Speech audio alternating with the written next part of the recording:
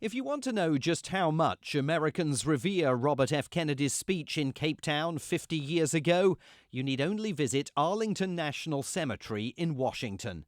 At the gravesite where two Kennedy brothers lie, the words are chiseled into the granite, permanent reminders of a speech that shaped history. Each time a man stands up for an ideal or acts to improve the lot of others, or strikes out against injustice, he sends forth a tiny ripple of hope, and crossing each other from a million different centers of energy and daring, those ripples build a current which can sweep down the mightiest walls of oppression and resistance. RFK's visit to South Africa marked a turning point for South Africa, the boldness of the speech dealing a huge blow to the confidence of the apartheid authorities, and for the United States because the speech was so honest about America's own struggle with civil rights. In the last 5 years, we have done more to assure equality to our Negro citizens and to help the deprived, both white and black, than in the 100 years before that time. But much, much more remains to be done. The ripples of hope message from that speech has resonance today because it is timeless. Robert Schlesinger is the author of a book on U.S. presidential speech writing. His father was special assistant to President Kennedy and RFK's biographer. The idea that you don't need to be personally great, an actor bestriding the stage of world history to affect change, is an important one then, and it's an important one today, especially, I think.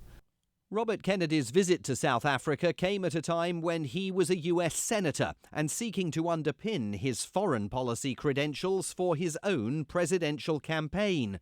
Oh, my God. Senator Kennedy has been shot. 2 years to the very day after his appearance in Cape Town, those aspirations and the dreams of his supporters would be tragically snuffed out by an assassin's bullet.